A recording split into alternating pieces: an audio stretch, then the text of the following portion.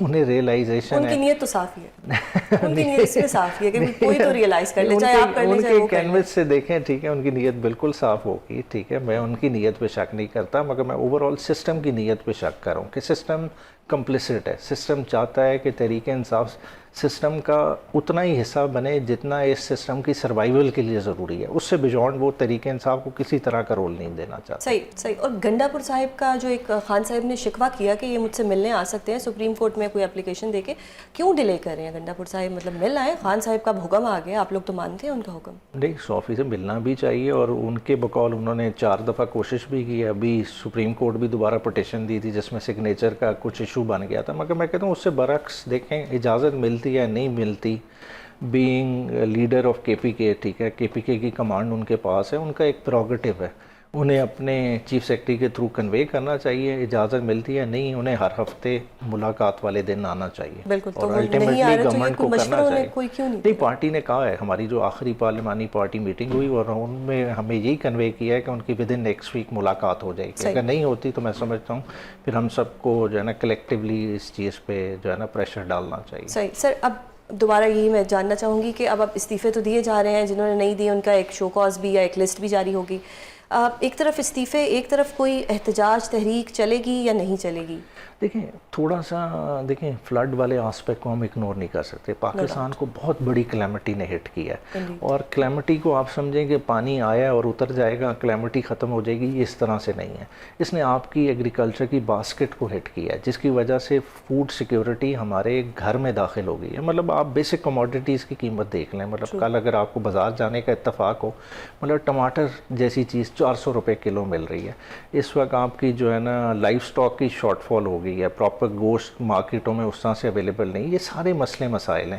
ان ساری چیزوں کا بھی دیکھنا ہے کہ عوام کو پہلے ریلیف کس طرح سے پہنچائیں. پی ٹی آئی اس وقت ریلیف ایفرٹس میں بھی انوالو ہو رہی ہے، ہمارے ریجنل پریزیڈنٹ، ڈسٹرکٹ پریزیڈنٹس کی ڈیوٹی لگی ہے. ساتھ ساتھ ہم اس چیز سے بھی غافل نہیں ہیں کہ ہم نے عمران خان کو باہر نکالنا ہے.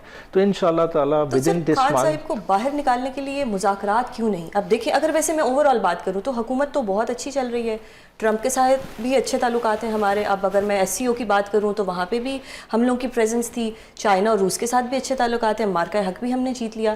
تو شہباز شریف صاحب تو 5 سال پورے کرتے ہوئے نظر آ رہے ہیں، تو اس دوران اگر مذاکرات کر لیے جائیں تو اس میں کیا حرج ہے؟ اچھے تعلقات کا یارڈ سٹک کیا ہے؟ دیکھیں، تعلقات اچھے تب ہوں جب برابری کے تعلقات ہوں. اگر آپ کسی کے لیے دروازہ کھول رہے ہوں، آپ کسی کے لیے گیٹ وے بنے ہوں، تو میں سمجھتا ہوں وہ تو کوئی تعلقات نہیں ہوئے نا، پھر تو آپ کی پوزیشن کو ایکسپلائٹ کیا جا رہا ہے. ابھی آنے والے دنوں میں پتہ چلے گا کہ آپ کے ریلیشن شپ کتنے کارڈیل ہیں.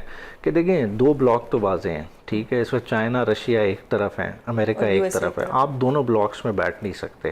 الٹیمیٹلی آپ نے کس بلاک میں بیٹھنا ہے، دونوں ہی پاورفل ہیں اور دونوں کے ساتھ فی الحال ہمارے تو ریلیشن 2 اچھے ہیں. پاورفل کے درمیان آپ کو چلے بھی جا سکتے ہیں. تو یہ چیزیں سارے سوچ کے فیصلہ ہوگا. تو میں نہیں سمجھتا کہ جس طرح کے پولیٹیکل ایشوز ملک کے انٹرنلی، اکنامک سچویشن جو کارنر ہے، چاہے جتنی مرضی مری کی میٹنگز ہو جائیں، جتنے مرضی تسلسل کے آپس میں وعدے وعید کر لیے جائیں، یہ پرولونگ نہیں کرے گا سسٹم. صحیح. بہت شکریہ سر پروگرام میں اپنا قیمتی وقت دینے کے لیے. بہت پاک بھارت حالیہ کشیدگی کے بعد امریکہ کی جانب سے پاکستان کی مسلسل تعریف اور پھر فیلڈ مارشل سید عاصم منیر کے کامیاب دورہ امریکہ نے پاک امریکہ تعلقات کو مضبوط لائنز پر استوار کیا.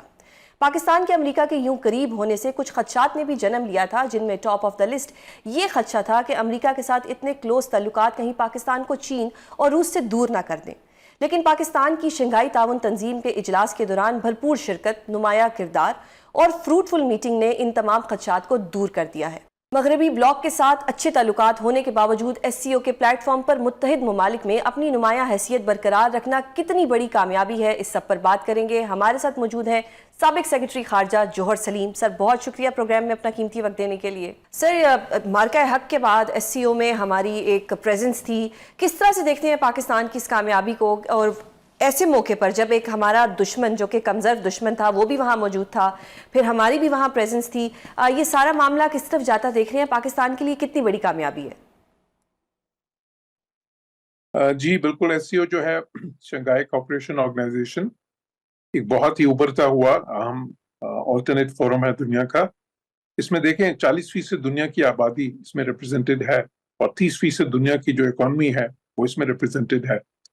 تو جب یہ آرگنائزیشن 2001 میں بنی تھی تو اس کا مقصد یہ تھا کہ یہ جو ریجنز ہیں، جو ایشیا ہے، ایسٹ ایشیا ہے، سینٹرل ایشیا ہے، پھر اس کے بعد ساؤتھ ایشیا جب 2017 میں پاکستان اور انڈیا اس میں شامل ہوئے، تو ان سارے ریجنز میں کوآپریشن بڑھائی جائے، کاؤنٹر ٹیررزم میں، سیکیورٹی میں، ٹریڈ میں، کنیکٹیوٹی میں، انرجی کے شعبوں میں، پھر ایمرجنگ ٹیکنالوجیز میں. تو اس میں اس کی ابھی تک 25 میٹنگز ہو چکی ہیں جو ہیڈز آف اسٹیٹس لیول کی ہوتی ہیں، جو اس کا ہائیسٹ فورم ہے، اس کی سمٹ ہوتی ہے. تو اس میں یہ جو میٹنگ تھی سب سے بڑی تھی. اس میٹنگ میں نہ صرف ان 10 ملکوں کے سب کے آئے جو ہیڈز آف اسٹیٹس جو ہے یا چیف ایگزیکٹوز، بلکہ اس کے علاوہ جو پارٹنر کنٹریز ہیں ان میں سے بھی بہت زیادہ کے جو ہے نا وزرائے اعظم یا صدر آئے، اور بہت نمایاں اس میں ترکیہ کے صدر اردوان اس میں تھے، پھر اس کے بعد ملیشیا کے انور ابراہیم جو پرائم منسٹر ہیں وہ بھی، اور بہت سے اور جو ہیں وہ بھی جو کہ پارٹنر کنٹریز ہیں. یہ ابھی تک کی سب سے بڑی ایسیو کانفرنس تھی. تو اس میں پاکستان نے، آپ نے دیکھا کہ جوائنٹ کمیونیکے میں بھی پاکستان جو بھی اپنا موقف اس میں دینا چاہتا تھا بہت نمایاں انداز میں آیا. جو دہشت گردی کے اوپر ہمارا موقف ہے، جس طرح انڈیا پاکستان میں دہشت گردی کی کارروائیوں میں ملوث ہے، جبکہ اس کانفرنس کی ایک بنیادی جو اس کا کلیہ ہے وہ یہ ہے کہ یہاں پہ باہمی تنازعات جو ہے اس پہ بات نہیں ہوگی. تو لیکن اس کے ہوتے ہوئے بھی پاکستان نے جو ہے دہشت گردی پہ، پھر جو کشمیر جو ہے جموں کشمیر تنازع اس کو جو ہے ریزالو کرنے کے لیے ایک جو پیسفل ڈائلاگ کے تھرو، اور ایک جو ہے نا UNSC ریزولوشنز کے حساب سے ان ساری چیزوں پہ اپنا موقف دہرایا. یہاں تک کہ جو غزہ ہے اس پہ بھی، یا جو باقی دنیا کے بڑے تنازعات ہیں اس پہ بھی. تو بہت ہی پرومیننٹ پارٹیسپیشن پاکستان کی رہی. ہندوستان جو ہے جو کہ ایک جو ہے نا ڈپلیسٹی کی پالیسی چلاتا ہے، یعنی کہ ایک ہپوکریسی کی ایک ڈبل گیم کھیلتا ہے. اور پہلے تو وہ اس کانفرنس میں شرکت بھی نہیں کرتے تھے. مودی پچھلے 3-4 سال سے وہ اس کانفرنس میں خود نہیں آتے تھے، جے شنکر کو بھیج دیتے تھے ہمیشہ اس کی جو سربراہان کی میٹنگز ہوتی ہیں اس میں بھی. یہاں تک کہ ایک جو میٹنگ اس کی ہندوستان میں ہونی تھی تو اس کو انہوں نے جان بوجھ کے اس کو ورچوئل کر دیا، حالانکہ اس وقت تک کووڈ ختم ہو چکا تھا، تاکہ اس کی اہمیت کم کریں. اور وہ کیوں کرتے تھے؟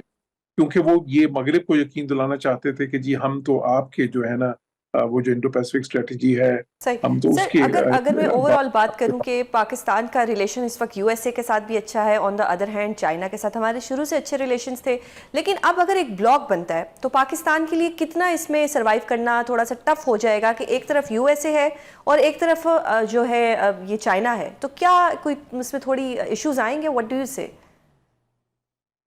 جی بہت سے اینالسٹ اور آبزرورز ہی کہتے تھے کہ پاکستان کے لیے جو ڈیفائننگ تھیم ہوگا پاکستان کی فارن پالیسی کا، یا ڈیفائننگ چیلنج ہوگا اگلے سالوں میں، وہ یہ ہوگا کہ کس طرح سے اپنے جو تعلقات ہیں امریکہ اور چائنا کے ساتھ ان میں ایک ایسا توازن کا مطلب یہ تو نہیں ہوتا کہ برابری کی سطح پہ دونوں کے ساتھ ہی ہوں گے، مختلف ہے ان تعلقات کی نوعیت، لیکن کس طرح سے اس میں یہ توازن قائم رکھیں کہ وہ ایک کے تعلقات جو ہیں ایک کے ساتھ وہ دوسرے کو متاثر نہ کریں.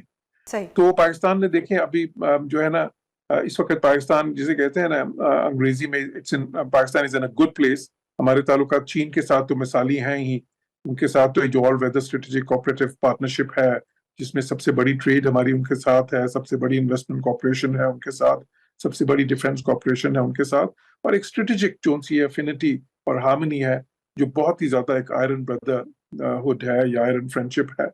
تو بالکل وہ ویسی مضبوطی سے کھڑی ہے. لیکن ساتھ ہی ساتھ امریکہ کے ساتھ ہمارے تعلقات دیکھیے کتنے بہتر ہوئے ہیں، کیونکہ امریکہ کی اپنی ایک اہمیت ہے. ابھی بھی دنیا میں وہ سپر پاور ہے.